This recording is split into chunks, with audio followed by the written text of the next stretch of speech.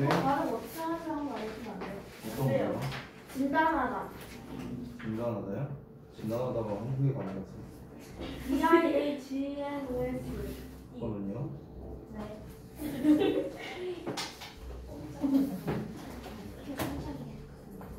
도착한 거구나. 앞에 줄거리야? 물사람이야?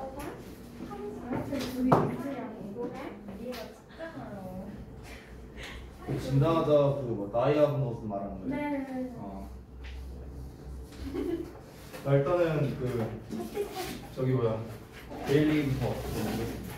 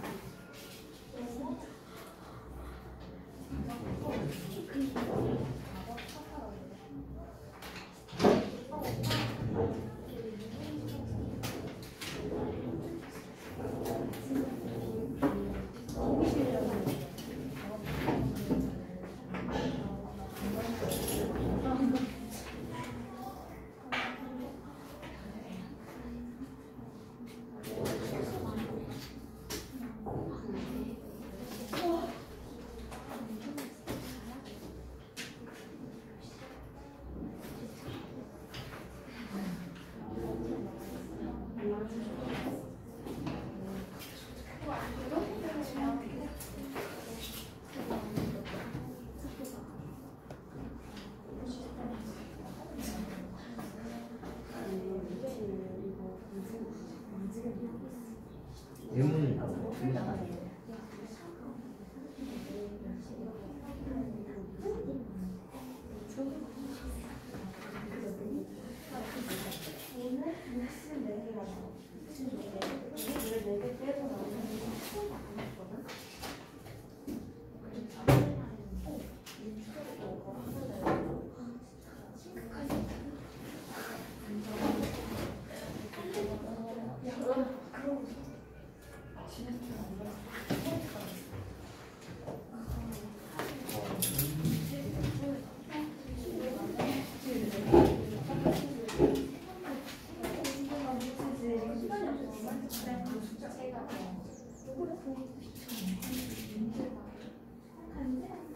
네, 괜찮아요. 근데 얘는 아니잖아요. 그냥 이게 아니라 이렇게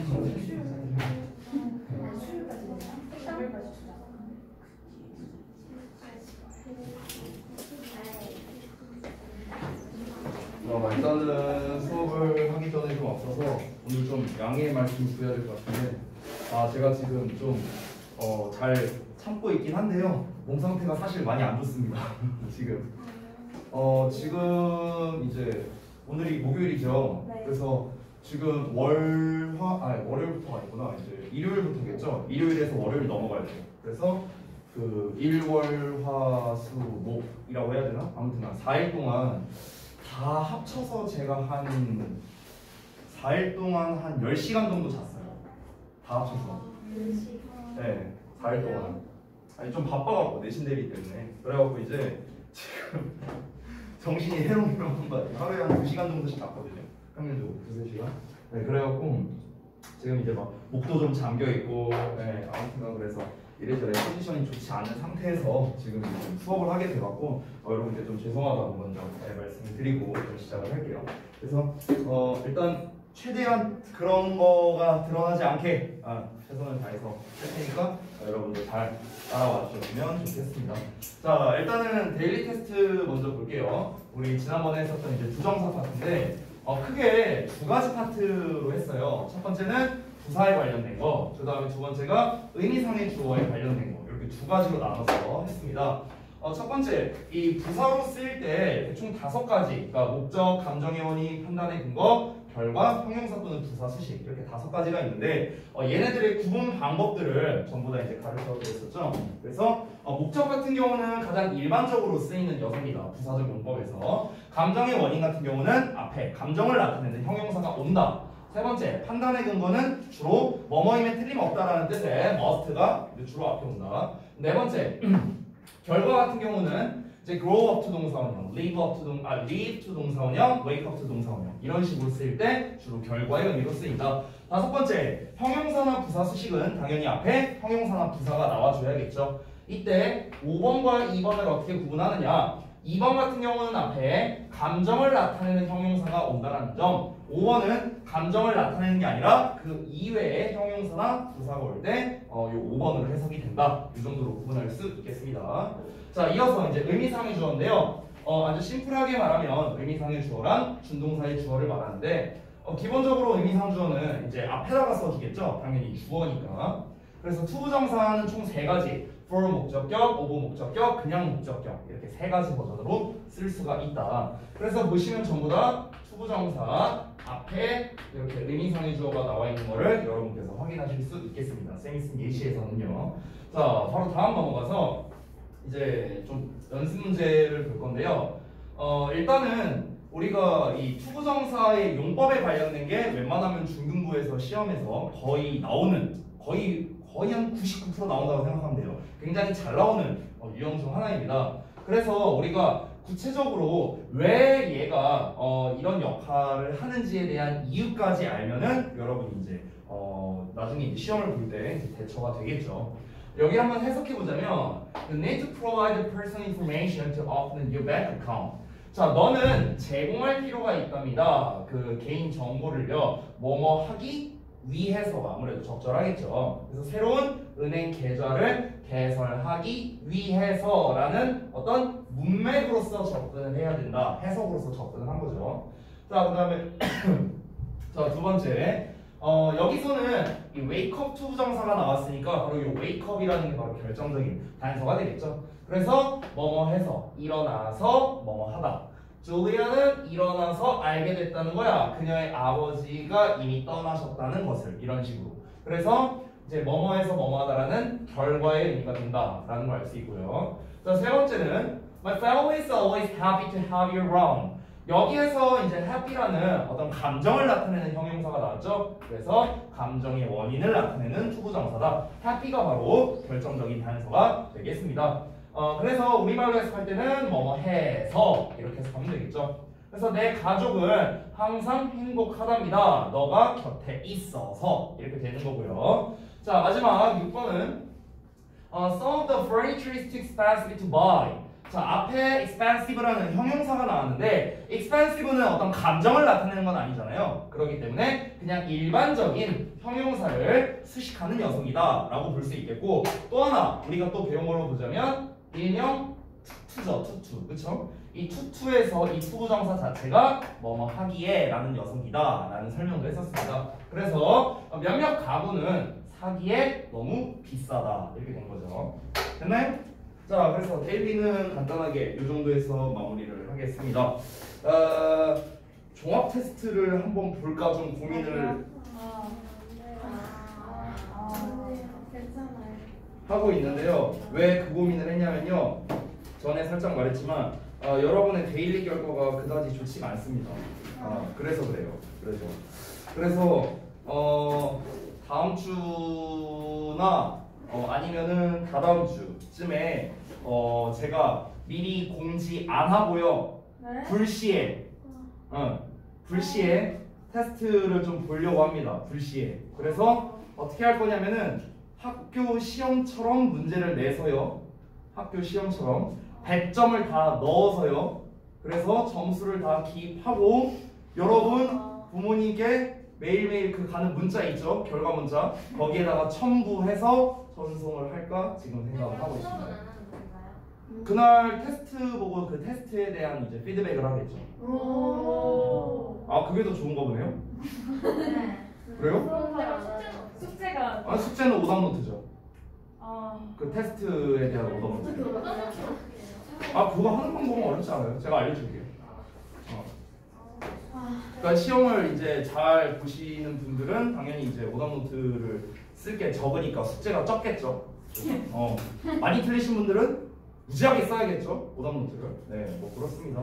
그래서 대충 한 25에서 30문제 정도 내갖고 이제 거기에서 이제 배점 넣었고 이제 객관식 뭐 예를 들어 객관식 한 22문제, 서술형 한 8문제 뭐 이 정도 내갖고 이제 하면 되겠죠. 대충 이제 적절히 해갖고. 네. 아무튼 그렇다고요. 그렇다고. 제가 이제 이 테스트를 이제 문법을 수업을 할 때 항상 이제 주기적으로 한 번씩 했었는데요. 지금 현재 중학교 2학년 알반, 그러니까 여러분 1, 2년 선배들 중이 알반에서 제가 이제 한 3달 전쯤에 했었거든요. 근데 이제 그 친구들 중에 제일 최고점이 72점이었습니다. 참고로 말하면 최고점이 72점이었습니다. 네. 다시 나오는 거 아니지? 아니 참고로 그렇다고요, 여러분.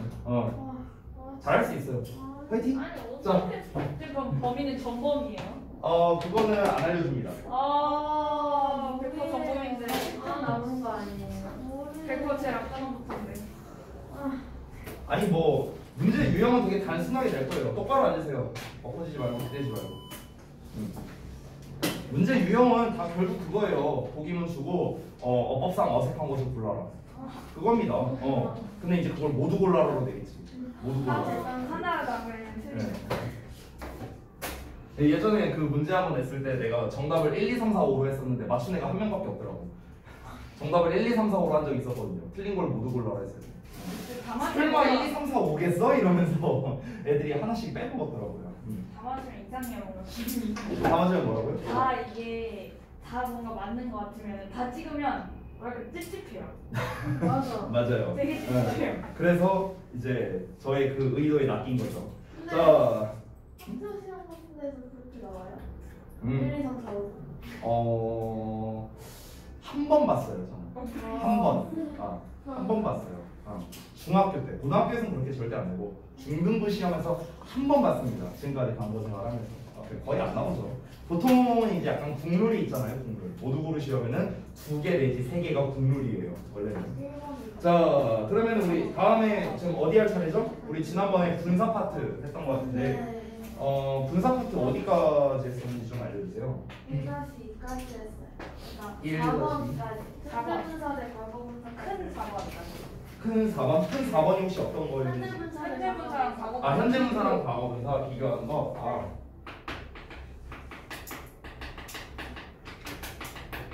자, 요거 비교하는 건데 그때 아마 그 어법을 이용하는 방법과 해석을 이용하는 방법 이렇게 나눠서 했었나요? 근데 이제 어법을 이용하는 방법에 대해서는 이제 설명을 드렸고 해석을 이용하는 방법은 아직 안 알려드린 거죠. 네, 알겠습니다. 일단은 어법을 활용해서 이제 구분하는 방법은 이제 복습을 좀 해볼게요. 중요하니까.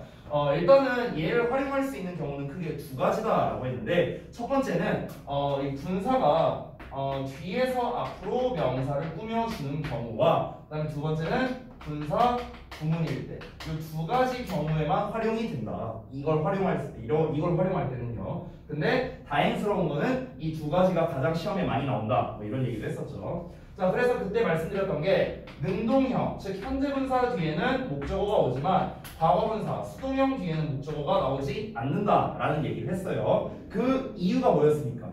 왜 능동형 뒤에는 목적어가 나오고 수동형 뒤에는 목적어가 안 나오는가? 자동차랑 타동차. 자타동사 얘기는 좀 이따 가고요. 자, 왜 그러냐면 우리가 단순하게 삼형식 문장을 생각해보면 좀 편해요. 삼형식 문장. 얘는 능동태니까 뒤에 목적어가 나지만 얘를 우리가 수동태로 바꾸면은 이렇게 되겠죠. 그렇죠? 이게 수동태잖아. 그러면은 수동태 뒤를 보면은 목적어가 안 나온 걸 확인할 수 있겠죠. 됐나요? 그래서 능동 뒤에는 목적어가 오지만 수동 뒤에는 목적어가 오지 않는다. 자, 그런데 우리가 거꾸로 능동 뒤에 목적어가 안 오고요. 수동 뒤에 목적어가 오는 이런 반대 케이스도 있었는데 그게 이제 아까 유나가 말했던 이제 자타동사에 따라서 이제 달라지는 거죠. 그래서 좀 더 구체적으로 말씀드리면 ing 뒤에 이제 목적어가 오는 경우는 3, 4, 5형식일 때 PPD의 목적어가 안 오는 경우는 3형식, ing 뒤에 목적어가 안 오는 건 1, 2, PPD의 목적어가 오는 건 4형식, 마지막으로 PPD의 보어가 오는 경우는 5형식이다. 이렇게도 정리를 했습니다. 그럼 여러분 이거를 잘 한번 살펴보시면 이 ing, 즉 능동의 의미를 가질 때는요 1, 2, 3, 4, 5 형식이 다 가능한 거네요. 그렇죠? 그런데 과거분사 PP, 즉 수동의 의미를 가질 때는 보시면 3, 4, 5 형식만 가능하다는 것을 확인할 수 있다. 그래서 결론이 뭐였습니까? 자동사, 1, 2형식 동사는 수동태가 안 된다. 이런 얘기도 했었습니다. 자, 그 다음에 넘어가서 두 번째가 이제 해석을 이용하는 방법에 대해서 알려드릴게요. 해석. 자, 이 해석을 이용한다는 거는요. 보통 학생들이 정말 잘 알고 있는 건 이겁니다. ing는 뭔가를 하는 거고 pp는 뭔가가 되는 거다. 그러니까 그걸로 구별을 해보면 된다. 이거는 거의 다 알고 계세요. 대부분의 학생들이. 근데 정말 중요한 거를 하나 놓치고 있는 게 있습니다. 거기에서. 어떤 거냐면 좋아요. 자, ing는 뭔가를 하는 거고 pp는 뭔가가 되는 거다. 여기까지 잘 알고 있는데 중요한 게 뭐냐면 누가 하는 거고 누가 되는 건지에 대한 고민을 안 한다는 거예요. 오케이? 그러니까 누가 하느냐에 따라, 그러니까 그 대상, 주체가 누구냐에 따라 ing가 될 수 있고 pp가 될 수 있거든요. 즉 ing와 pp의 주체, 즉 의미상 주어가 누군지를 판단하는 게 되게 중요하다는 거예요. 의미상 주어. 오케이? 그러니까 이 의미상 주어에 따라 ing가 될 수도 있고 pp가 될 수도 있다라는 거죠. 그래서 핵심은 뭐냐면 이 해석으로 구분할 때 핵심은 뭐냐면 바로 의미상 주어와 분사와의 관계를 파악하는 게 핵심입니다. 의미상 주어와 분사와의 관계를 파악하는 거야. 의미상 주어와 분사 사이의 관계가 의미상 주어가 하는 거면 ing, 의미상 주어가 당하는 거면 pp. 됐나요? 이렇게 되겠죠. 자, 그런데 여기에서 그러면 우리가 오늘 데일리에도 나온 건데 부정사는 의미상의 주어를 for 목적격, of 목적격, 그 다음에 그냥 목적격 이렇게 썼었죠. 자, 동명사는 의미상 주어를 어떻게 썼죠? 동명사는 어떻게 썼어요? 어떻게? 소유격 또는 하나 더 있었어. 하나 더. 그렇지, 목적격이었습니다. 소유격이나 목적격이었어요. 분사는 의미상 주어를 어떻게 쓸까요? 분사는 의미상 주어를 주격으로 씁니다. 참고로 말하면 주격으로 써요. 그냥 주어로 쓴다는 거예요. 주어로. 자, 근데 뭐 그건 크게 중요한 게 아니고, 자, 한번 볼게요. 여기 좀 지울게요. 자, 이게 분사가 상황에 따라서 의미상 주어가 달라지거든요. 이 상황이 총 4가지가 나옵니다. 4가지. 그래서 이 4가지로 나눠서 한번 정리를 해볼게요. 일단은 분사라는 건 형용사니까 보어와 수식어의 역할을 하잖아요. 그래서 일단 수식어의 역할을 할 때 먼저 알아보겠습니다. 그래서 수식어 역할. 자, 그러면 다시 한번 보자면 분사가 명사를 수식하잖아요. 이렇게 수식하죠. 명사를. 그러면 이때는 의미상의 주어가 뭐가 되냐면 이 수식받는 명사, 얘가 바로 의미상 주어가 됩니다. 얘가 의미상 주어예요. 오케이? 자, 바로 넘어가서 두 번째. 이제 보어 역할인데 보어는 또 2가지로 나뉘죠. 주격 보어와 목적격 보어로 나뉘잖아. 그래서 주격 보어를 볼게요. 그럼 주격 보어는 주어, 동사, 이제 보어가 나오는데 이 보어 자리에 이제 분사가 나오는 거겠죠. 보어 자리에. 그럼 이때 의미상 주어는 누구겠습니까? 당연히 얘겠죠. 당연히 주어. 그래서 요 놈이 의미상 주어가 됩니다.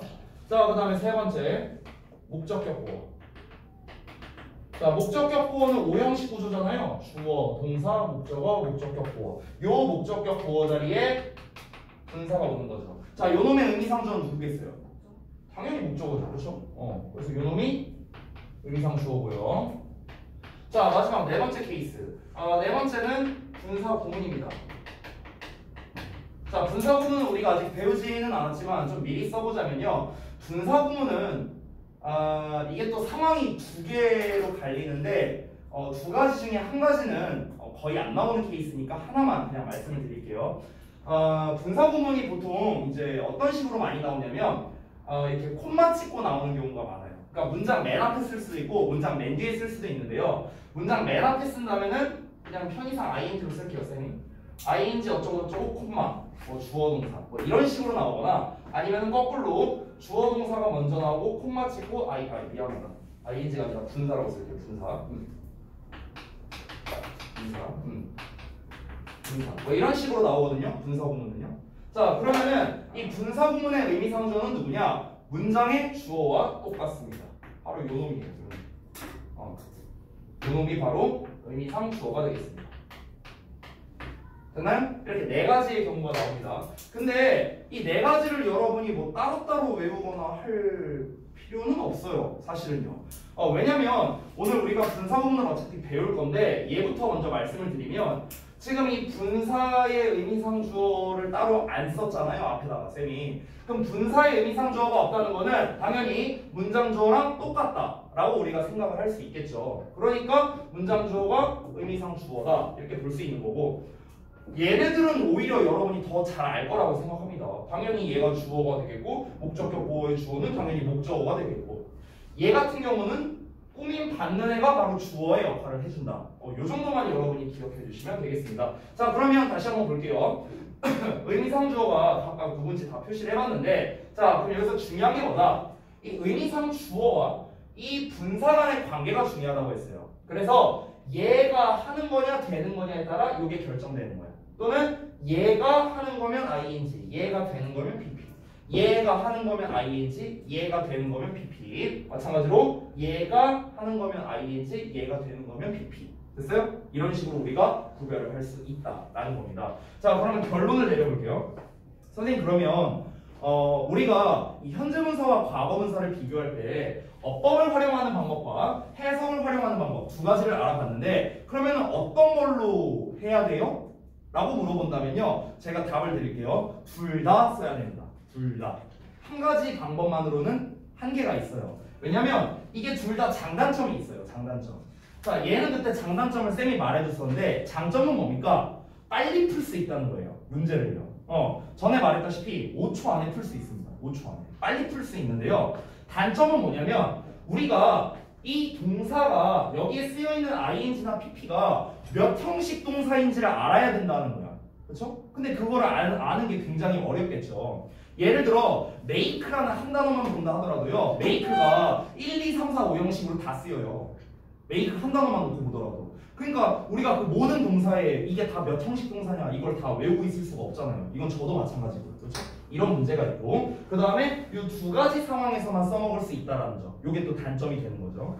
자, 얘 같은 경우는 장점은 뭐냐면요. 우리가 해석으로 구별을 하는 거기 때문에 이런 문제, 이 분사가 뭐로 쓰이느냐에 상관없이 모든 유형에서 다 써먹을 수 있다는 거예요. 모든 유형. 그리고 비교적 좀 정확하게 풀 수 있다는 건데 단점은 뭐냐면요. 단점은 우리말로 해석해서 푸는 거다 보니까 이게 좀 애매할 때가 있어요. 그러니까 둘 다 되는 것 같은 그런 느낌이 들 때가 있어요. 자, 이게 그래서 상황에 따라 다른데 예전에 한번 그런 적이 있었습니다. 예전에 그 쌤이 한 5년 전, 5, 6년 전 됐는데요. 그 당시에 고2 최상위반을 이제 수업을 한 적이 있었어요. 근데 이제 그때 고2 학생들이 이 분사구문 문제를 냈는데 다 틀려온 거야. 다. 그게 뭐였냐면요. 분사구문에서 perform이라는 형태가 나왔었어요. 근데 이게 performing을 써야 되는 건지 performed를 써야 되는 건지 이게 지금 헷갈린 거였어. 애들이. 그냥 주어를 보면 되잖아. 근데 주어가 뭐였냐면요. 오케스트라였어. 오케스트라. 주어가. 그러니까 이제 애들이 헷갈리는 게 오케스트라가 공연하는 거 아니야? 아니지. 오케스트라는 공연되는 거지. 이러면서 헷갈리는 거야. 헷갈리지 않아요? 오케스트라가 공연을 하는 걸까? 오케스트라가 공연되는 걸까? 하는 거 아니에요? 이게 오케스트라라는 거 자체의 그 이제 개념에 따라서 이제 달라지는 거예요. 이게. 근데 우리가 뭐 오케스트라의 개념도 알고 있어야 돼요?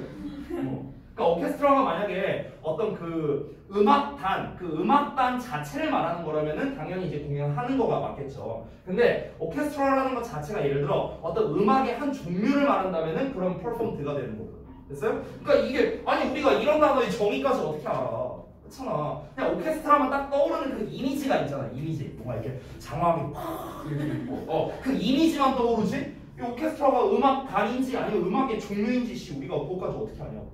이런 상황이 벌어질 수 있다는 거야. 그러면 이제 우리가 어떻게 해야 됩니까? 이때는 얘로 하기가 되게 애매하다는 거죠. 됐어요? 그러니까 제가 추천해드리는 방법이 있습니다. 자, 쌤이 추천해주는 방법은 뭐냐면 두 가지를 일단 다 활용을 하는데 먼저 어법을 가지고 먼저 문제를 풀어보는 겁니다. 먼저 일단 풀 때는. 왜냐면은 이게 속도가 빠르니까요. 됐어요? 일단 문제를 풀 때 얘로 먼저 활용해서 문제를 풀어보시고 그러고 난 다음에 검토 삼아 해석을 해보는 거예요. 이게 분사 구분에서 가장 좋은 방법이라고 쌤은 개인적으로 생각을 합니다. 저도 지금 이렇게 풀어요. 저도 분사에 관련된 문제를 풀 때 똑같이 뒤에 목적어 있나 없나 이거를 이제 한번 판단을 해보고 그러고 난 다음에 이제 해석으로 구별을 하는 거죠. 되셨나요? 자, 네네. 네네. 여기요. 예, 의미상 주어 분사 관계 파악. 네. 글씨 못 알아봐서 그런 거였어요? 미안하다. 자, 그래서 이제 현재 분사와 과거 분사 다 알아봤고, 그 다음에 우리 책 기준으로는 264쪽에 있는 현재 분사와 동명사 비교로 가도록 하겠습니다. 이거는 5번으로 쓸게요. 자.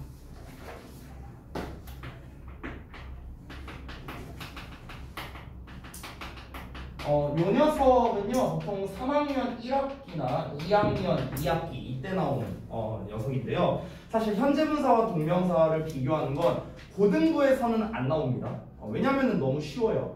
일단 얘네를 왜 비교하는지부터 알아보자. 왜 비교하는지. 이유는 아주 간단합니다. 둘 다 ing로 생겼기 때문에 그래요. 둘 다. 얘도 ing죠? 동명사도 ing잖아. 그렇지? 생긴 게 똑같잖아. 그러니까 우리가 이제 구별을 할 필요가 있다라고 하는 겁니다. 자, 그런데 현재 분사와 동명사는요 공통점이 첫 번째 형태가 똑같다. 두 번째 둘 다 같은 준동사다. 말고는 공통점이 없어요. 해석도 다르죠. 얘는 뭐뭐 하는 중인, 뭐뭐 하는 것. 품사도 달라요. 얘는 형용사나 부사고 얘는 명사입니다. 그렇죠? 그러니까 이 형태 똑같다는 거 외에는 공통점이 없습니다. 그래서 이거는요 제가 결론을 미리 말하고 한번 가볼게요. 결론을. 일단 결론부터 말하자면요. 현재 분사와 동명사를 구별할 때 ing 있잖아요. ing를요. 뭐뭐 하고 있는 으로 해석을 해보세요. 일단 해석을 해보고요. 해석을 해봤더니 만약에 말이 된다. 그러면 당연히 이제 분사겠죠. 말이 안 된다. 그럼 동명사예요. 심플하죠. 그렇죠? 이렇게 하는 게 제일 나아요. 이렇게 하는 거. 자, 그런데 이제 이게 지금 가장 학생들이 헷갈려하는 케이스가 그 264쪽에 3번에 나와 있는 거거든. 3번에 나와 있는 거. 그거를 잠깐 보자면 ing 플러스 명사의 경우 해석으로 풀어보자라고 나와 있잖아 지금. 그거를 이걸 이렇게 풀라는 거야. 그 264쪽에 3번에 있는 거를 하고 있는으로 다 대입해 보면 이 세 개가 다 커버가 돼요. 세 개가 전부 다. 그러니까 이게 ing 뒤에 명사가 올 수 있는 경우가 지금처럼 세 가지가 있거든요. 자, 그걸 하나씩 설명드리면 첫 번째는 뭐냐면 첫 번째 ing는 동명사예요. 동명사. 그 3에 1번 나와 있는 거 있죠. ing 뒤에 명사. 명사를 동사하는 것. 이렇게 나와 있지? 이건 동명사입니다. 오케이? 그러니까 이거는 책에다가 쓰세요. 1번에 이렇게 나와 있잖아. 1번에 보시면은. 그러면은 얘는 동명사고요. 그럼 뒤에 나와 있는 명사는 이 동명사의 목적어 역할을 하는 거예요. 그래서 뭐뭐를 뭐뭐 하는 것 이렇게 해석이 되는 겁니다. 그 다음에 두 번째 보면은 두 번째 잠깐 건너뛸게요. 세 번째 보면 ing 플러스 명사라고 나와 있죠. 3번에. 그럼 3번의 ing 플러스 명사는 뭐냐면 이때 ing가 이제 분사예요. 분사. 현재 분사. 그래서 현재 분사는 형용사니까 얘가 이렇게 명사를 꾸며주고 있는 겁니다. 이런 구조예요. 이런 구조. 됐어요? 그래서 뭐뭐 하고 있는 명사 이런 식으로 해석이 되는 거죠. 자, 근데 2번에 있는 건 뭐냐? 참고로 얘들아 2번에 있는 ing 써두세요. 동명사입니다. 동명사. 이거는 동명사인지 현재 분사인지 구분하는 거에서 가장 시험에 출제가 많이 되는 녀석이에요. 바로 3의 2번이. 그래서 여러분이 알고 계셔야 됩니다. 3의 2번은 동명사예요. 여러분. 현재 분사가 아닙니다. 아유, 민지가 막 꾸벅꾸벅 조네. 어떻게 하면 안 볼 수 있을까? 저기 뒤에서 은총이가 얘가 고개를 숙이는 순간 한 대씩 갈겨. 알았지? 아니 아직 안 숙였어. 자, 이거를 좀 잠깐 볼게요. 거기 책에는 뭐라고 설명 나와 있냐면 명사의 용도나 목적이라고 나와 있는데 이렇게 한번 보겠습니다. 그냥 예시를 이렇게 볼게요. 책에 있는 예시랑 똑같이 써보겠습니다. 자, 우리가 sleeping bag이라고 있고요. 그 다음에 sleeping baby라고 해볼게요.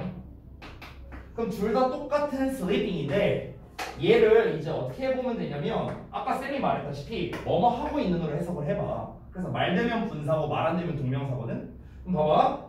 잠자고 있는 가방이 말 돼요? 가방이 자고 있어. 말이 안 되죠. 그러니까 얘는 동명사인 거야.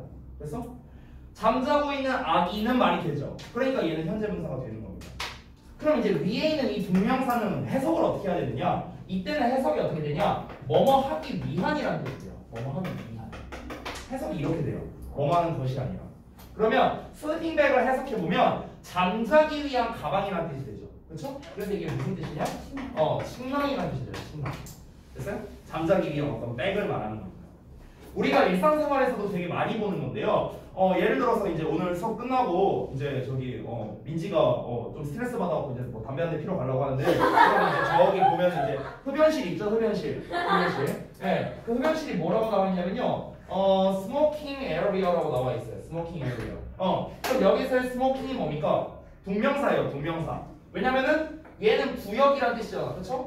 그럼 담배 피고 있는 구역하면 구역이 담배를 피나요? 말이 안 되잖아, 그렇지? 담배 피기 위한 구역이 되는 거죠. 동명사가 되는 겁니다. 여러분이 옷을 사러 갔어요, 백화점에. 그럼 우리가 옷을 갈아입는 곳, 피팅룸이라고 하죠, 피팅룸. 그럼 거기서도 피팅이 뭡니까? 마찬가지로 동명사가 되는 겁니다. 피팅하기 위한 공간이니까. 됐나요? 그래서 우리가 일상생활에서도 굉장히 많이 보는 표현인데요. 뭐로 쓰이든 간에 다 필요 없고 아까 말했다시피 하고 있는으로 해석해보면 돼. 해석해봐서 말 되면 분사고요. 말 안 되면 동명사입니다. 됐죠? 간단하죠? 자, 이렇게 해서 넘어가겠습니다. 자, 그 다음에 266쪽을 볼게요. 이 감정유발 동사 해갖고 나와 있는데 현재 분사와 과거 분사에 대한 것도 우리가 지금 계속 보고 있어요. 현재 분사는 뭔가를 하는 거고 과거 분사는 뭔가를 당하는 거란 말이에요. 그러니까 현재 분사는 당연히 감정을 유발시키는 거고 과거 분사는 감정을 당하는 거니까 감정을 느끼게 되는 이런 식으로 이제 해석이 되는 거겠죠. 이게 간혹 가다가 그런 경우가 있어요. 이게 내가 제일 안 좋아하는 멘트인데요. 이 266쪽 이 감정 유발 동사 할 때 그 아래 보시면 이것만은 짚고 가자 해서 색깔 표시되어 있는 부분이 있죠. 거기 잠깐 봐봐. 거기 보면은 3번을 봐봐요. 3번. 사물은 감정을 느낄 수 없으므로 절대 과거 분사가 올 수 없다. 틀렸습니다. 이 말 틀렸어요. 그러니까 저는 이 예전에 배울 때부터 이제 항상 느꼈던 건데 이게 영어를 우리가 공부할 때 사람이냐 사물이냐라는 이 멘트 자체가 사실 그렇게 좋지 않아요. 좋지 않아. 그렇게 따지면은 동물은 어떻게 할 건데? 동물은 사람도 아니고 사물도 아니잖아요. 그렇죠? 얘는 어떻게 할 건데? 막 이거를 이렇게 가르치는 경우가 굉장히 많은데요. 뭐냐면 자, 사람은 보통 감정을 느끼니까 PP형을 쓰고 그 다음에 사물은 감정을 느낄 수 없으니까 감정을 유발하는 ing를 쓴다. 이런 식으로 이제 보통 가르치는데요. 완전 잘못된 겁니다. 완전. 야, 사람이 감정을 느끼기만 하나요? 사람이 감정을 유발할 수도 있는 거 아니에요? 그렇잖아. 서프라이즈라는 단어가 있어. 그럼 서프라이즈는 웍 하고 놀래키는 거야. 서프라이즈는 내가 놀라게 되는 거고. 됐어? 둘 다 사람이 가능한 거 아니에요? 그렇잖아. 그러니까 뭐 사람이면 이기고 뭐 사물, 여기서 사물이란 말도 웃겨. 아까 내가 말했다시피 동물이야. 그럼 동물은 감정이 없어요? 동물은 감정이 없어? 막 뺨싸대기 때려도 내가 안 거? 아니잖아. 동물이 왜 감정이 없어? 동물도 감정을 느낄 수 있다고. 그렇잖아. 그러니까 여러분 뭐 사람이니까 이거 쓰고 사물이니까 이거 쓰고 이렇게 기억하지 않으셨으면 좋겠습니다. 이거는 여러분의 영어 실력을 저하시키는 길이고요. 어떻게 하는 게 가장 좋냐면 그냥 단순합니다. 사람이냐 아니냐 이런 거 따지지 말고요. 그냥 아까 제가 그 ing와 pp 구분하는 거 해석으로 구분하는 거 알려드렸었잖아요. 그거를 기억하셔서 하는 거면 ing고 당하는 거면 pp다. 그냥 그걸로 여러분이 구분하시는 게 더 좋겠습니다. 아시겠죠? 예를 들어서 266쪽에 1번 보시자면 1번에 I usually feel refreshing 또는 refreshed야. 뒤를 보면 after taking a walk. 내가 산책하고 난 후에 상쾌하게 시킨 걸까? 내가 상쾌하게 느꼈을까? 당연히 느끼는 거잖아. 그러니까 refreshed가 되는 거고. 됐어요? 이런 식으로 여러분이 해석으로 접근을 하라는 소리예요. 아시겠죠? 예를 들어 3번을 보자면 Brian found the instruction annoying 또는 annoyed인데 얘들아 봐봐. 여기에서 내가 아까 말했던 건데 이 현재 분사와 과거 분사를 비교할 때 해석으로 할 때는 의미상 주어를 찾는 게 중요하다 했잖아. 그렇지? 엄청 와, 나 진짜 일부러 말 안 하고 있었는데 깨어나지도 않아. 금민지 따라야겠다.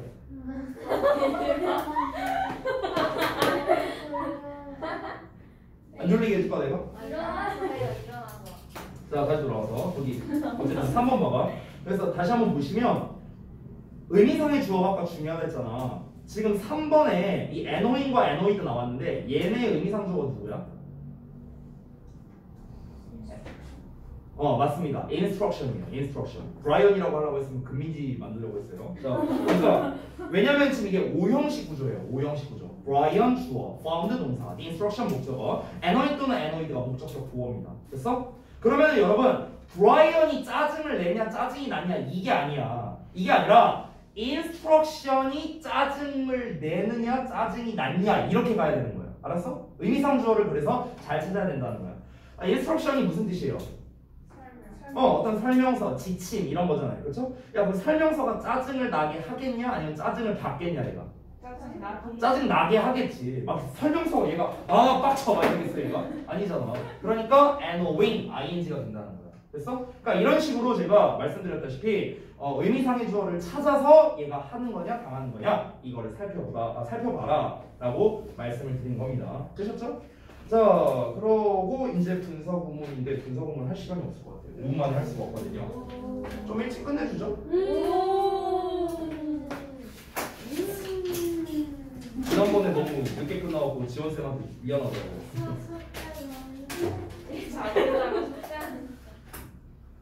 너는 그런 말 할 자격이 없어. 일단 또 시끄러워. 맞아. 몇몇주 리딩 시간은 엄청 빨라요. 맞아요. 날개야. 아니라 좀 아, 정신 엄청 차리는 거지? 술 마시는 거지? 계속 웃어요. 저 264에서 266까지 해보세요. 문제 풀고 공문도 계속. 네 전부 다요.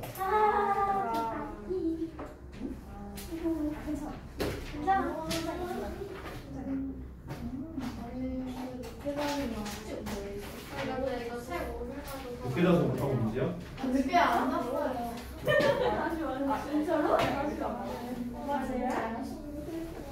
자, 그 다음에 그 다음 시간 테스트 이거 여러분 잠깐 보시면 제가 분명히 말하지만 숙제가 아마 역대 최저일 거예요. 오늘이